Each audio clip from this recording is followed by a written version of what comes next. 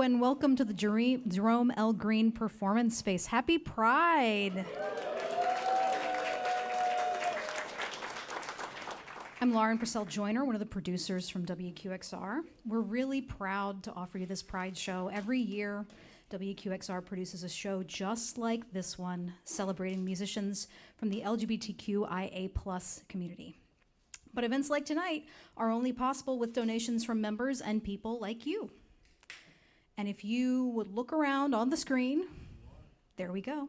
There's a QR code, and that QR code can tell you more about donating and more about how to become a member and more about the Greene Space right here. Now is a great time to check your cell phones, check your pagers. If you're from that era, right? Nothing should beep at this point. And now it's time to introduce the host for this evening. Kent Tritle is one of America's leading conductors. He's director of cathedral music and organist at the Cathedral of St. John the Divine in New York City, the Grammy-nominated music director of the Oratorio Society of New York, and music director of Musica Sacra, New York's elite professional chorus. Kent is a member of the graduate faculty of the Juilliard School, serving its vocal arts department, an acclaimed organist, an acclaimed organ virtuoso. Kent Tritle is the organist of the New York Philharmonic and very, very busy. He's one of the nicest people you'll ever meet. Please welcome Kent Tritle. Thank you. Oh. Thank you, Lord. Thank you, thank you. We are happy to be here. Welcome to QXR Pride. We've got it. Good. I am Kent, and I'm your host, so you're stuck with me for a little while. I'm really, really excited about tonight's show. You know, I wanted to start, though, with just a little bit about myself, because I like to talk about myself. No.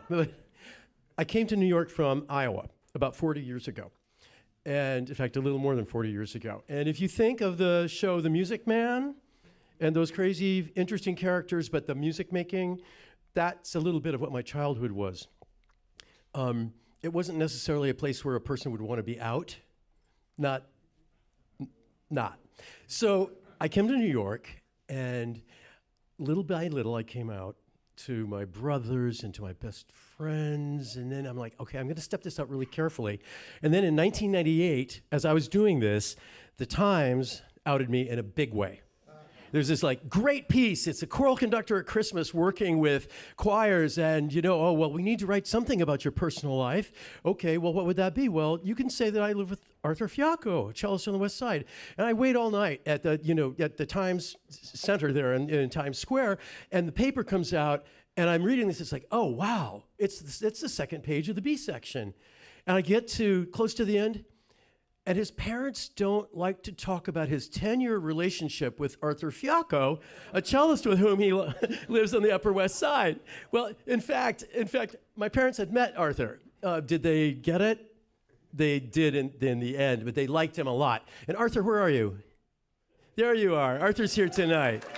So here we are, these 35 years later. And it's really, I'm just really happy to be here. I love being in New York City. I love being with you. I love being in a place where we are all welcome to be who we are, where we are, doing what we do with the people whom we do it with. We're just so fortunate. So welcome. I'm really pleased that you're here tonight.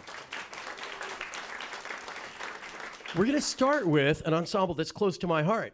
And probably you guys can start coming on as soon as you want to. Musica Sacra. Musica Sacra was formed in 1964 by my mentor and teacher, Richard Westenberg. And as such, it's been the longest running professional chorus in New York's history. Dick asked if I would be interested in coming on board, and then passed away suddenly in about 2008. And so since 2008, I've been the music director, which is a great thrill for me. Chorus is like a Rolls Royce. Anyway, I have been doing this, and this coming year is my 20th season. 20th season. We're going to start with two pieces together. One by Rena Esmail, The Unexpected Early Hour, which is really a choral fanfare pointing to a new day will begin. And if now is the winter of our experience, some of us feel that way, then the new day coming is a good thing.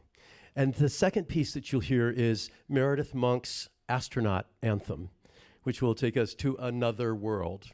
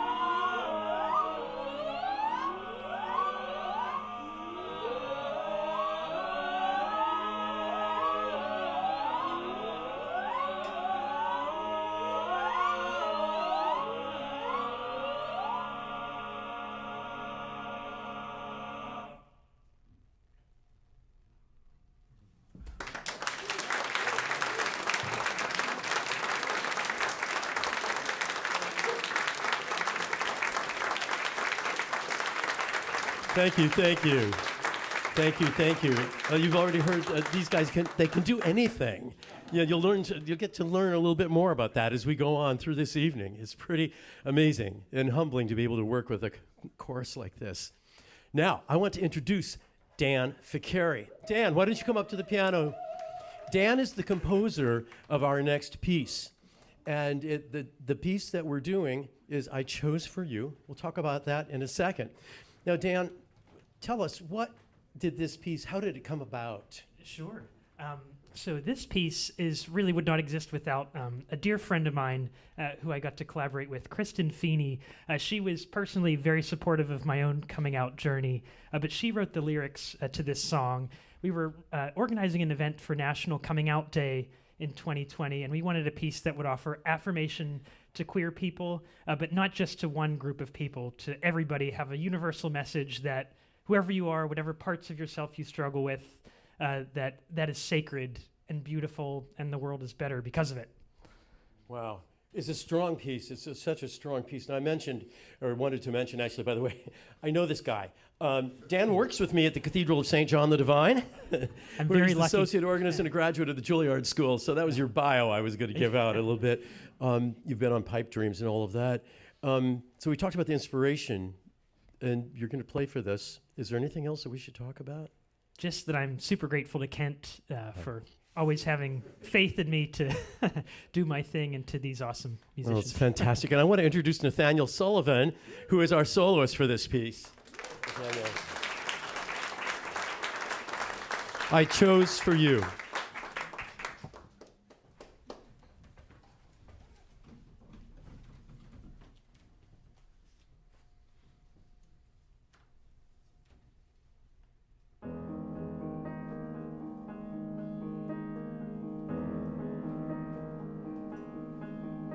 There's a chill in the air and a fear pulsing under my skin.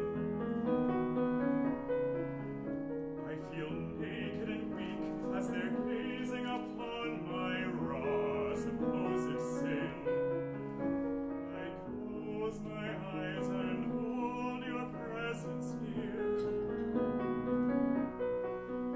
but the echo around me says you are not welcome here.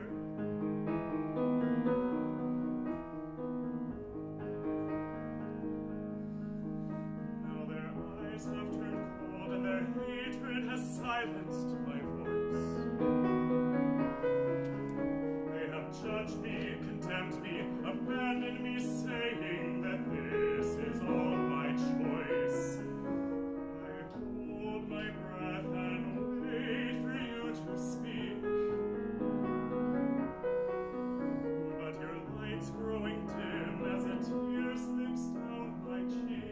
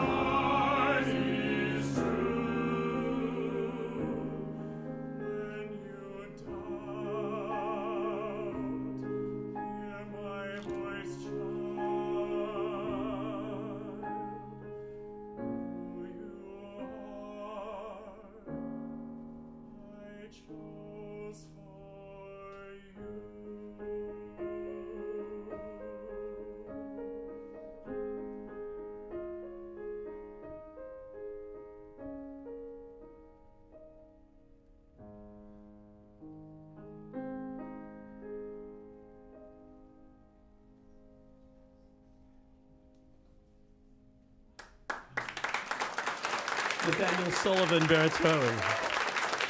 Daniel Ficari at the piano, playing the piano, the composer. And the Musica Sacra chorus. Bravo, guys.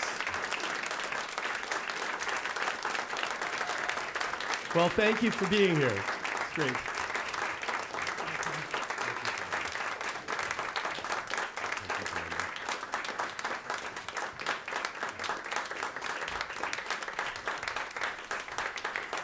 Thank you so very much. Thank you so very much. I know it just goes right to your heart, doesn't it? Okay. Verklempt am I. Okay. And that's okay, because we're here. It's QXR Pride, right? Good. Well, I'm done with this card, except to tell you that in October, we're doing a concert of Musica Sacra at the Cathedral of St. John the Divine, so keep your eyes out for it. It's going to be a pretty cool a cappella event. I'd like to introduce our next ensemble tonight. We have the Bandung Duo. This is composed of the players, violist Carlos Walker and violinist Sara Ying Ma. Their name comes from the conference in Bandung, Indonesia, in the mid-1950s, where 29 nations from Africa and Asia gathered to talk about social, economic, and political understanding and to come together on that. We'll ask them a little bit more about this when we get them on here and how it relates to their music a bit. Just a little bit of background on these wonderful musicians. So violist Carlos Walker recently graduated from Juilliard, and violinist Sara Ying Ma just finished at the University of Cincinnati College Conservatory of Music. Carlos was a teaching fellow at the Celia Cruz Bronx High School of Music. So you see, there's a community engagement here also with this duo, which is just amazing. We'll talk about that. And he'll be attending Manhattan School of Music this fall. Sara is a founding member of the Poesis Quartet, which is a really up-and-coming, wonderful string quartet. And she's going to Curtis this fall. So please welcome the Bandung Duo.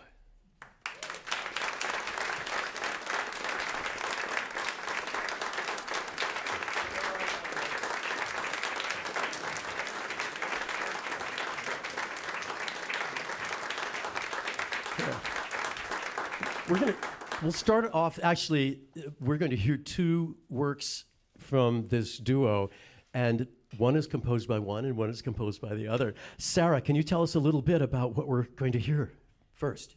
Yeah, so both of these pieces that we'll be playing today were a part of our first ever large-scale commission project called Project Assata, which was in memory of the Black Panther and revolutionary Assata Shakur, who recently passed away in September last year.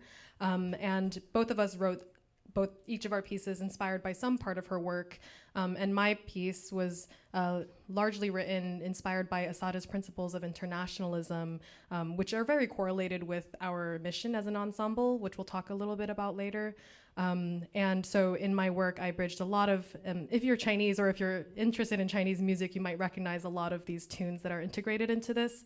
Some old folk tunes and red songs merged alongside tunes that carried through slavery from the African diaspora that were found in both Peru and in the United States, even through generations of struggle and resilience. Music and rhythm can survive for so long. And so I bridged a lot of these melodic traditions together to create this piece based off of Assata's commitment to internationalist struggles. So she was very inspired by revolutionary work in Asia as a very, very prominent part of her development of her own politics in the United States for Black Americans. So it was a really inspiring piece for me to write on. And yeah, Carlos will. It's an honor to have you here, and oh, what a story. Let's begin.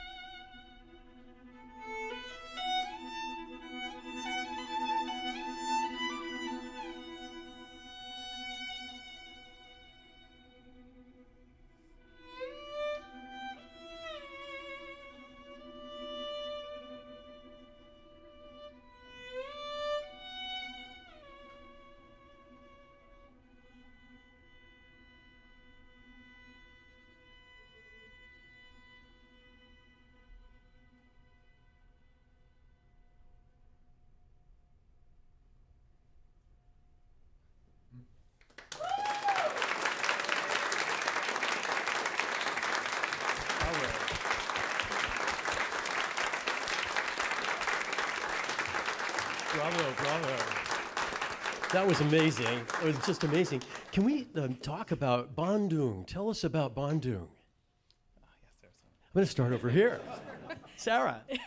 Yeah, so the Bandung Conference was held in 1955 in Bandung, Indonesia, and it brought together 29 countries representing, like, what was the percentage? I think like 90% or something of the global population between Africa and Asia to discuss anti-colonial thought and resistance to, at the time, rising, struggles and different difficulties between the East and the West during the Cold War.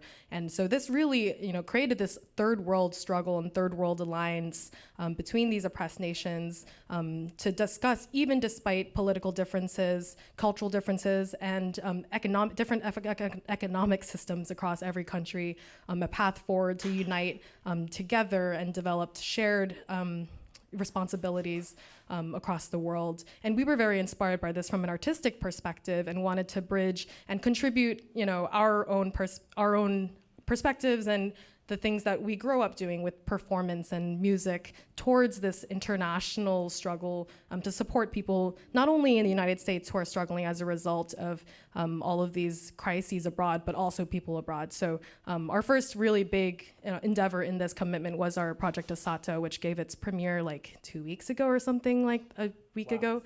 Yeah, it was a really recent. Bravo.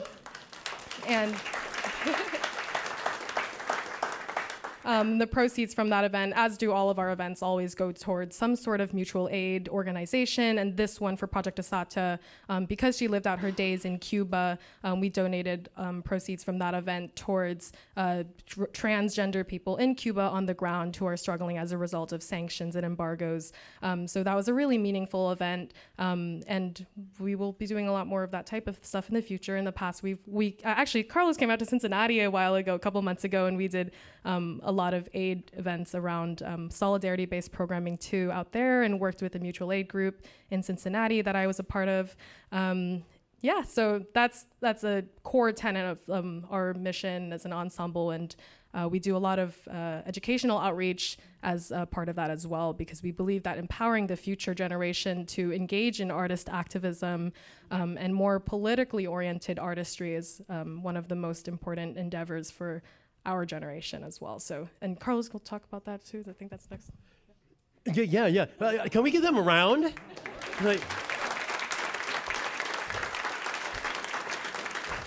So, I have two questions. Could that possibly have been any more clear? The other question, promise us that you guys are going to continue as you go to different parts, to Manhattan School and to Curtis. This is going to continue? Yeah, I'm actually from New York, so I'm always around. Okay, that's great. And Carlos, let's talk about anything that you have to add to that. And then I'd love to hear about the next piece we're going to do too. Yeah, I'll speak a little bit about the outreach. Something that's been really important for me in my career is making sure that I go to these public schools. I am a product of the public school system, so I started playing, essentially. Yeah. And I know, like, one of the biggest reasons why I'm even able to do what I do is because I had people in my corner. And so whenever I go to Celia Cruz or any of the schools that I go to, which I do a lot of, my goal is to not only educate and show what's possible with these instruments and how these instruments are larger than just the music itself. It can be also political. It can say so many things, but also be someone in their corner if this is something that they want to do, or otherwise, because I think these things help in all aspects of life. And in relation to that, this piece that I wrote called Unwavering, like Sara said, it was inspired by Asada. And when I read her autobiography, I was really inspired by her childhood, actually, and realized that there were a lot of similarities between her childhood and my childhood. And one of the biggest things that I found was all of this revolutionary thought and action was a result of her childhood sensitivity.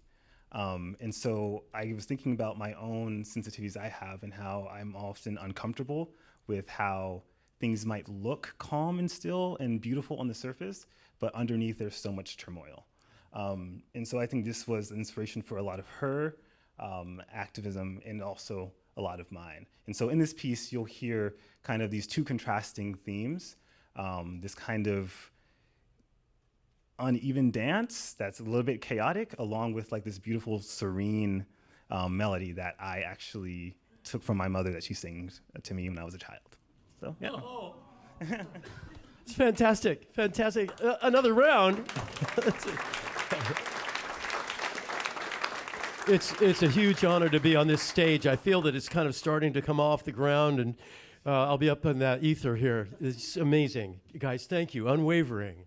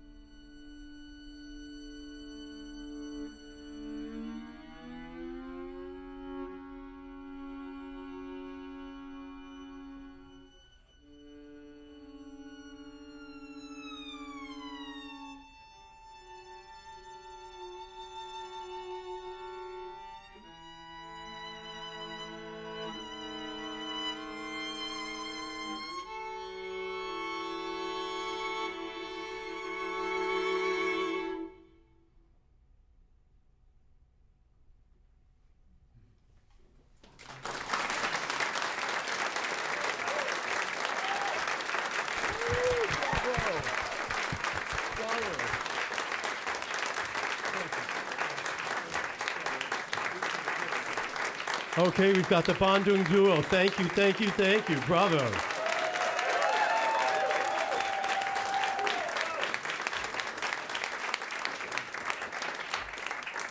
Classical music is dead? I know, it's laughable. So with our next guest, I'm sorry, it is, right? Our next guest is just one of my favorite people on the planet. This is Sara Davis Buechner. Yeah. Well, come on, Sara, sure. Now, hey. Bravo, Sara. So, of course, now I asked her to come out early so I could embarrass you as I kind of tell them all about you. So Sara is a prominent American concert pianist, and I know that a lot of you know that. She's a winner of many competitions, including the gold medal at the Gina Bachauer and the bronze medal at the Tchaikovsky competition. This is so moving to me personally. In 1998, you were the first musician, classical musician, to transition gender. You really set the stage for others. At that time, it made some impact on your career, and so you moved to Canada and Japan for the better part of 10 years? 13, yes. 13. Wow, lucky number. I left just as Barack Obama came into office and returned in time for Trump, which tells you musicians are supposed to have a good sense of timing. Right, oh, yeah, right. Oh my God, well, you've got a great career going now. You're teaching at Temple. Yes. MIU, yes. And I'm the head of piano at Greenwich House Music School, right? Fantastic. Let's all go. Yep. Yeah. Now, Sara has written a show that's received accolades in the New York Times, and it's called Pigs and Pianos. Pigs and Pianos, yes, that's right. Yes. Now, I'm an Iowa farm boy, so for me, Sara, you just shared a story about visiting, ultimately, a pig farm in Iowa. Yes. That was the show is named after an incident. My very first piano lesson, my piano teacher asked me, what do you want to be when you grow up? And I said, I want to be a piano player and a pig farmer. And I'm fortunate that at least one of my life's goals has come true. I think the right one. I think the right there's one. Still a little time left. Oh, my God. Yeah. Well, tonight we're going to hear music by Federico Longas. Si. Longas, right, yes. Now, you discovered this music quite by accident. I discover a lot of great music by accident just because I have a kind of voracious desire to know, music from all over the place. And you come upon things just by virtue of dumb luck. As a student in Juilliard, my very first teacher was a rampant alcoholic, so I had lots of time. He didn't give me any direction. Strange. Yes. I had lots of time to figure out how to teach myself, so I went to the library and basically read through A through Z, found a lot of great composers who were underplayed. Federico Longas was born in Barcelona and basically was kind of a teacher and accompanist to singers, but then Tito Schipa asked him to accompany his American concert tour in the 1920s, and he became rather well known at that time, and he played a lot on the radio in the 1940s and 50s, and played his own piano concerto with the New York Philharmonic. But over time, he just sort of vanished. And he wrote these wonderful, wonderful piano pieces that I love very, very much. So that's fantastic. And he was a student of Granados. Yes, that's right. Mm-hmm. Incredible. Yeah. And you just pulled this off of a shelf in someone else's studio. Well, I found the second piece was the first one that I found, and I started to look for more and more. And then, we'll talk about the music, after. All right, and we're going to start with the Buderias, the Danza Iberica. Fantastic. Of Federico Longas.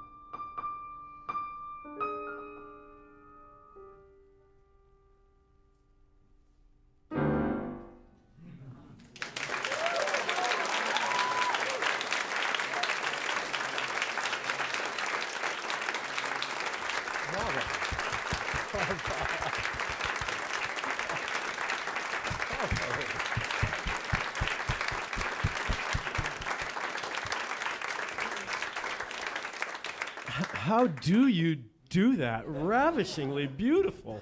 Just incredible. Well, you have to hang around in a lot of Spanish bars. That helps. Yeah. Oh, well, okay, I'm sure there are stories, and there's a story about Longas and Horowitz? Well, the next two pieces I will play, the second one is a rather short but atmospheric piece called Un Sueño en Granada, and I thought that was appropriate for tonight. Everyone has a sueño, and so it means dream for those of you yahoos out there. Anyway. But the last piece I'm going to play is called Aragon, and it's named after this province in Spain, and somewhat in the tradition of Albéniz, whose great collection Iberia, names these 12 places that he was fond of. Now, the piece is quite apart from a lot of Longas's output. It's quite virtuosic and hard to play, and it's actually dedicated to Vladimir Horowitz. Now, I was intrigued by that. Of course, you see that name on the inscription page, but I could find certainly no recording of Horowitz playing the piece, nor any record of him having played it in concert. So I thought to myself, okay, this tells us basically three things. Number one, that the two men certainly must have known each other, and number two, because of number one, the two men absolutely must have slept together, and number three being that number two probably didn't go very well. So.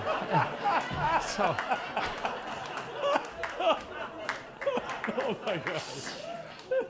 But I was so intrigued. The piece is quite beautiful and colorful, like all of Longas's music, and of course, it's kind of a great show-off piece. Oh man, I can't it's wait very to nice. hear it.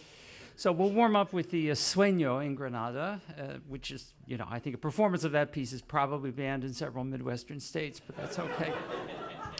And then Aragon.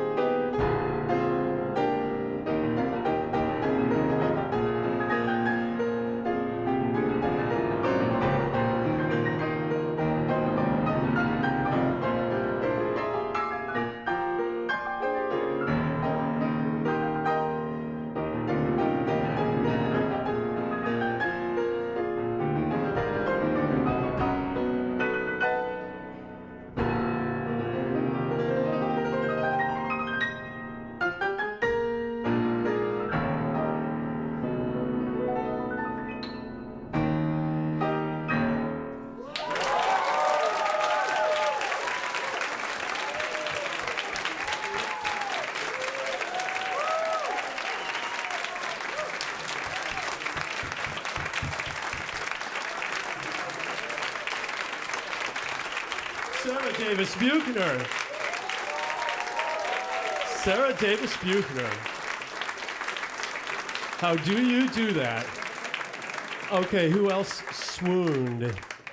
Oh, man. Fistfuls of notes. And then just sublime suspension. Oh, man. Okay, well, my next guest is Eric Sorrels. Yeah, Eric. Eric is a New York-based composer, singer, songwriter, and librettist. And he's won some really wonderful awards for this. He's a product of the Graduate Musical Theater Writing Program at NYU. And he's written an original musical theater piece called The Gray Man, a love story in 3 hurricanes. Yeah, he's got a sense of humor too, right? But it's fantastic, and it was premiered got a reading at the Carolina Theater Workshop. It'll premiere in Knoxville, Tennessee, in January. So Eric has a lot going on, and we're going to meet Eric as a singer pianist in just a moment, and then we'll meet his collaborator, Henku Esbach. Eric.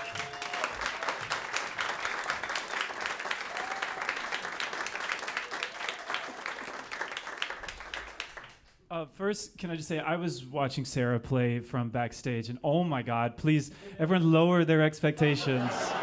Back down to planet Earth, please. Okay. Wow. Before I play, we're going to share 2 songs, and they're both connected in my head by a quote by Oscar Wilde. So I'd like to share that with you before I start. The quote goes, "If you want to be a politician or a grocer or a general or a judge, you will invariably become it, and that will be your punishment.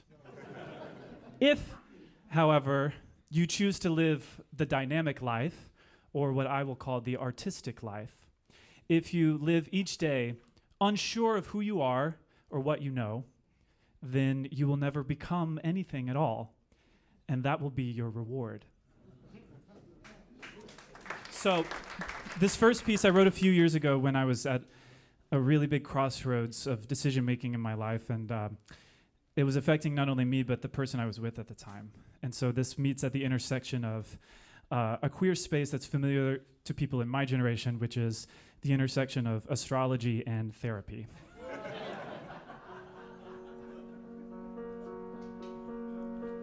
I never learned how to make up my mind. I always try to blame it on my zodiac sign. I'm a Pisces, 2 fish, 2 wishy-washy fish who swim in opposite directions, never still, always stuck.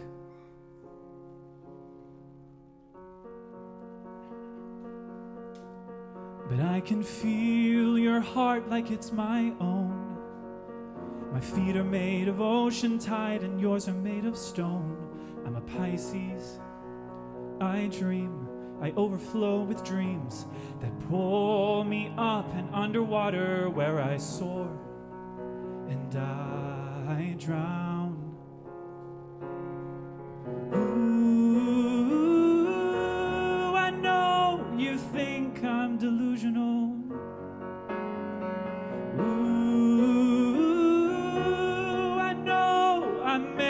Hard to breathe way down here, it's deep and it's blue. Way down here, it's just me and you. Did I drag you down here too? Are you drowning down here too?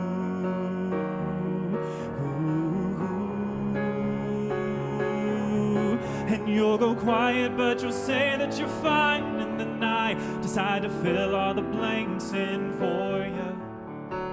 Can anybody show me the line between intuition and paranoia? 'Cause the further deeper down that we go, don't you know all the pressure's gonna grow? And you think I'm brave, set in stone, always swim away. If I never learned how to make up my mind, how long can I blame that on my zodiac sign? I'm a Pisces, I change. I'm a river, how I change and flow and crash and keep on going, never still. Now you know, even so, could it still be me and you? I think you know I'm delusional. Ooh, I know I make it hard to breathe. Way down here, I'm deep and I'm blue. But way down here, it's still me and you. 'Cause you're diving down here too. And I'm reaching up for you.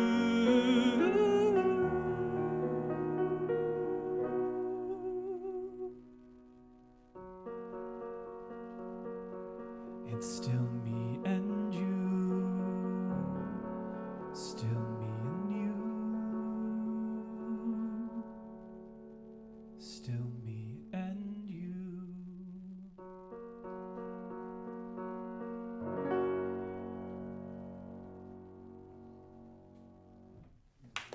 Thank you.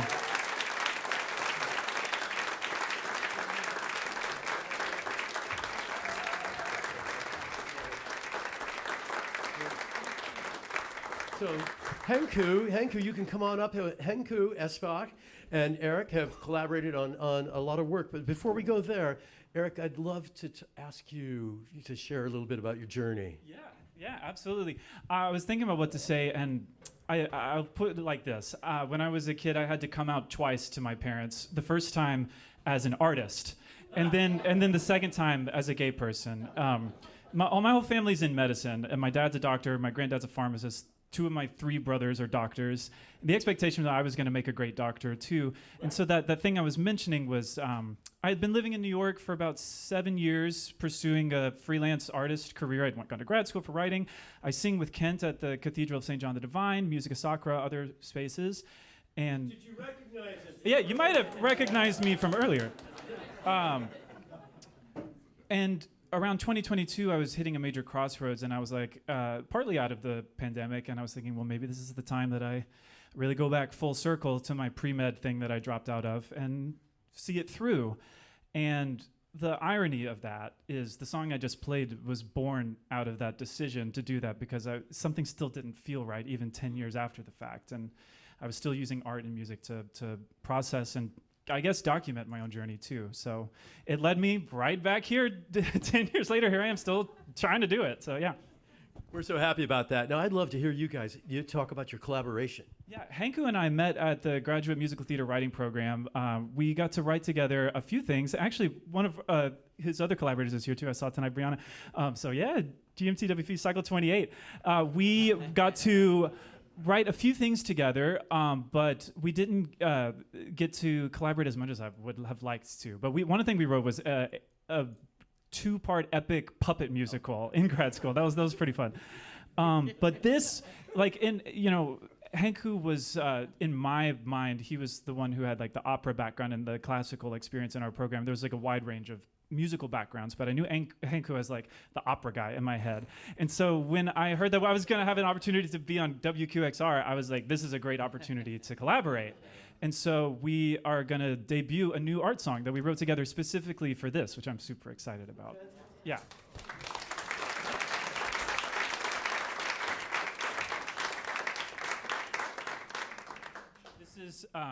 This is called The Dynamic Life.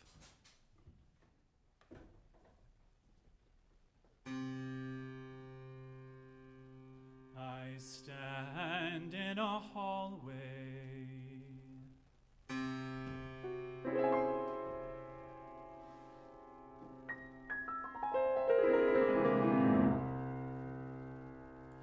Light creeps through the cracks.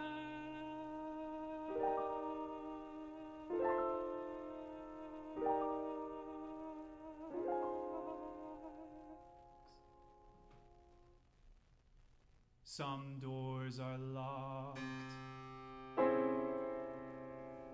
others are ajar. My neck cranes back to where I came from.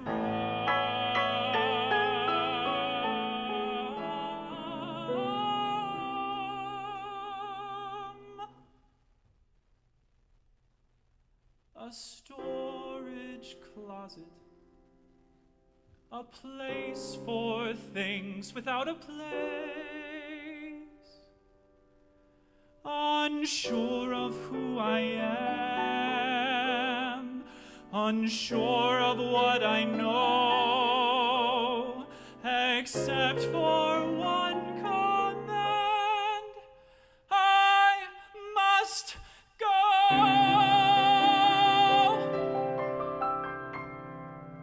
I must open every door.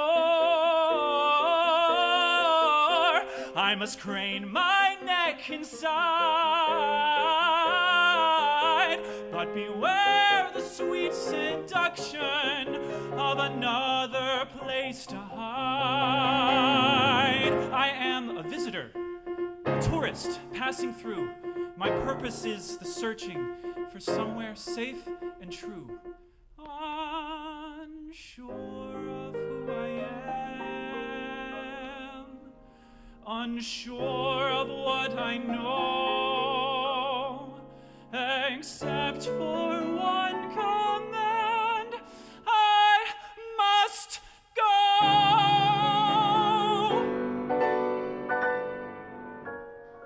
Incense chases me, needles stab me, music haunts me, strangers grab me. But what I find with certainty are those who search before me, beside me, beyond me, and through me. Dynamic, artistic, unsure and alive, forever becoming. I am forever becoming, and that is my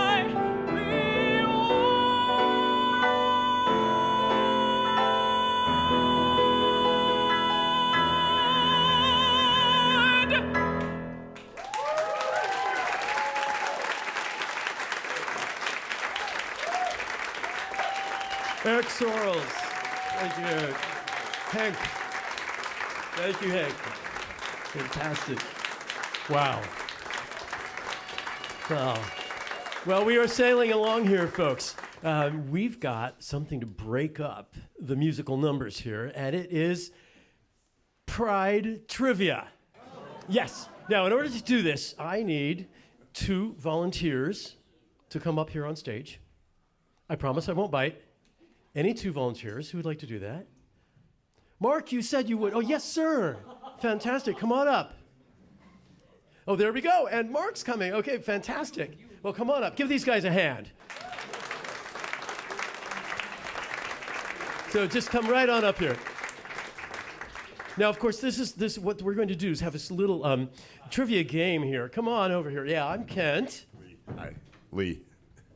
Mark. Okay, and you guys, I'm going to bring you right over here because you see what's happening is that actually we're changing the stage, and that's why we're playing trivia. So actually, come on right on over here, guys. We're going to come way over here. This is fantastic. Okay, now, so Pride Trivia. Now, can you see the screens? Yeah. Thank you. Okay, we can see the screens. Okay, what we're going to do is see which of us are going to be the winner of this game, and then there is a prize. Okay. And so, let's have question number 1. What was the first country to legalize same-sex marriage? Denmark? Yeah, you got Denmark. So. And the answer is? The Netherlands. Oh. Okay, next.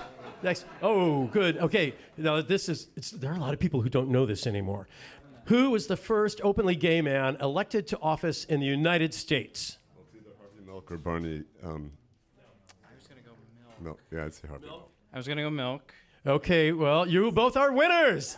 It's Harvey Milk. Okay, next trivia question. Which state was the first to legalize, civil sex unions for same-sex, civil sex unions. Now, let me take that back. Civil unions for same-sex couples. Hawaii. Hawaii? I was going to go Massachusetts. And the answer is Vermont. Okay, next question. Oh, pop culture. Might have a chance. Okay. Oh, yeah. Which show aired the first lesbian wedding on American TV? Ellen. Ellen, I'd say. Yeah, you guys said it. That was nice unison, by the way. And it is Friends. Oh, my gosh. You guys are doing great. You're doing great. Okay. Okay. And which actress does Ellen come out to on her show? I can visualize her. You are doing great. I really applaud their courage. I know that she had a season, and She's really a good. This is, I'm older than he is, so I know who she is, but I've forgotten her name. I don't know. Does anybody here know? Let's phone a friend. Yes. Laura Dern. Laura Dern! You are a winner! That's it! Actually, you all are winners. Brewster, I know that. Oh, fantastic. And then who wrote the Tony Award? Oh. Tony Kushner. Kushner. And it's Tony Kushner. Don't we love him? Absolutely. Who was the first openly gay black actor to win an Emmy? Yeah, we'll hold this one. Go ahead. Take a stab.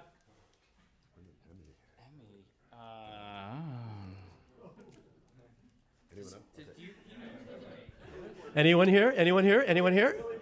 Going once, going twice. The answer is Billy Porter. Okay.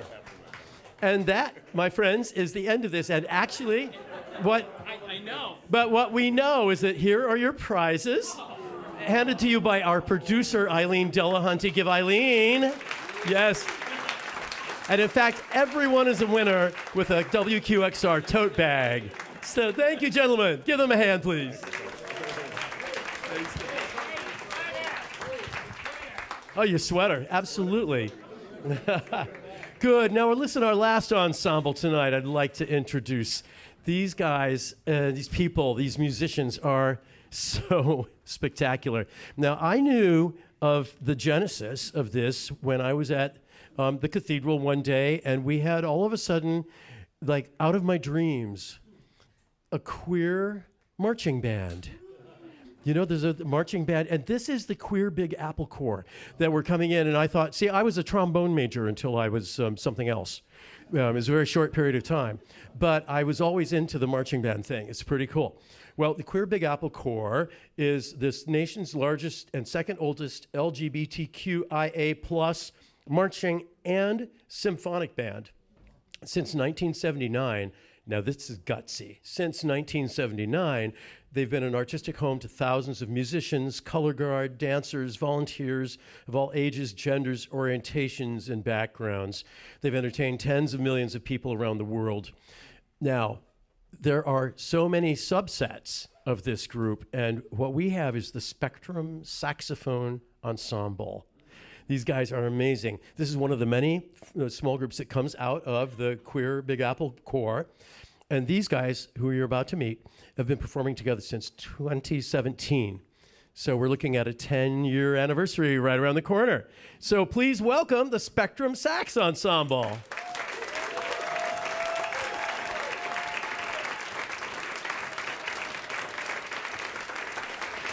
Nice, big, bright, shiny horns. I love it.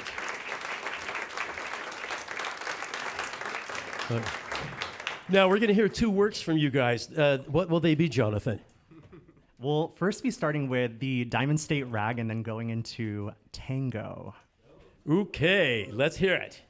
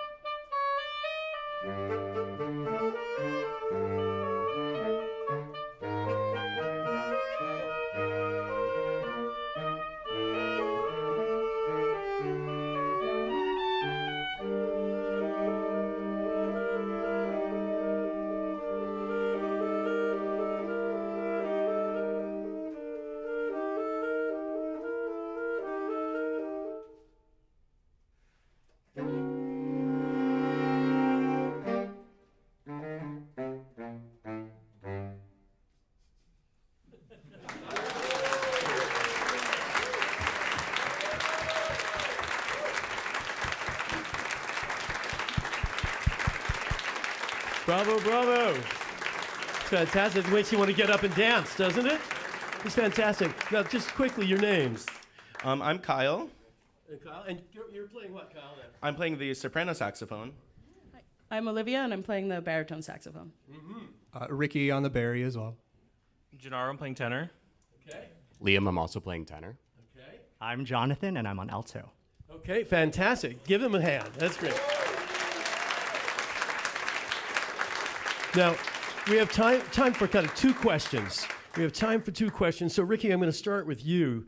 Ricky has his own microphone, as you can see.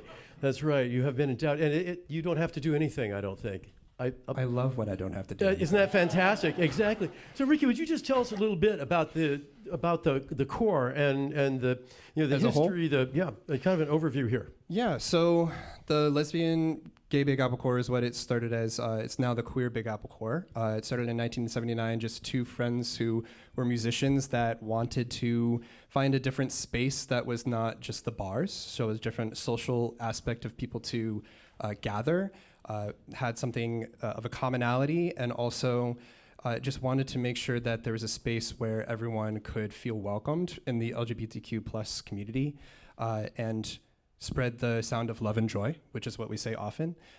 We want to make sure that we are heard loud and proud, and that's what we've done over the years. So it started with two people, and we've grown. I believe you said it earlier, but thousands of people have been a part of our band, whether it be the marching band, the symphonic band, or the smaller ensembles like us, the Spectrum Saxophones.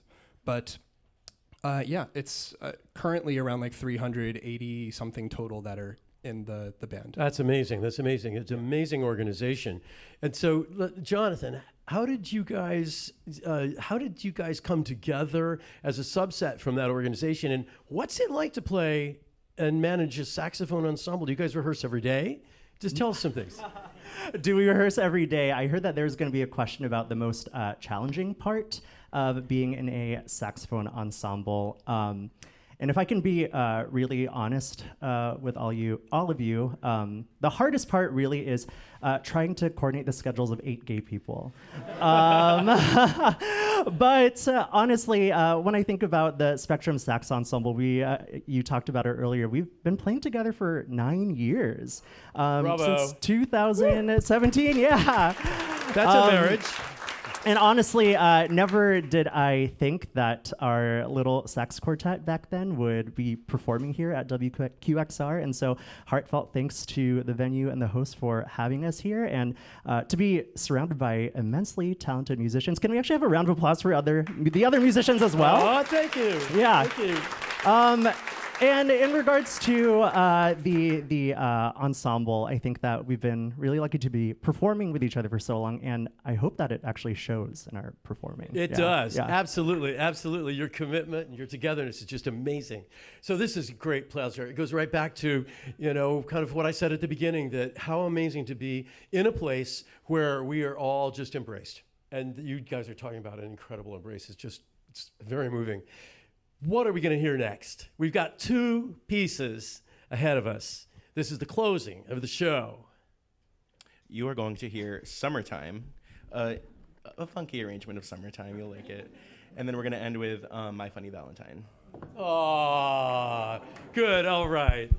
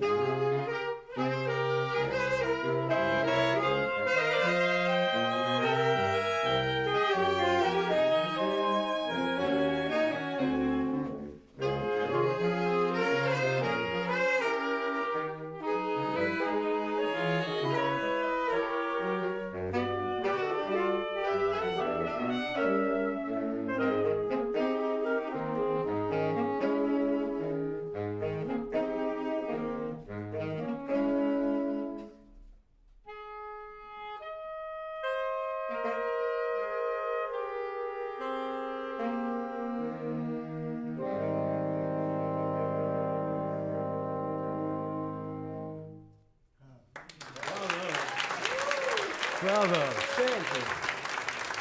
The Spectrum Saxophone Ensemble. Fantastic.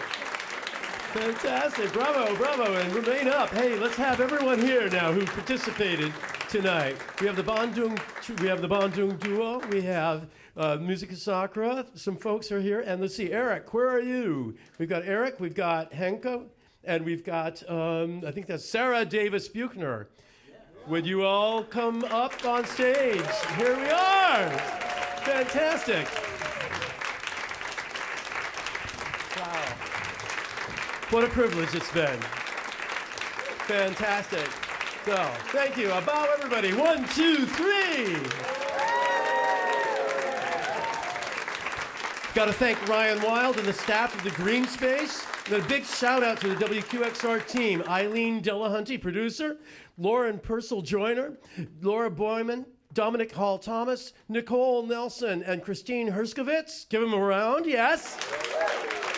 And finally, thank you, Steinway, for the piano. I'm Kent Tritle, your host. Happy Pride.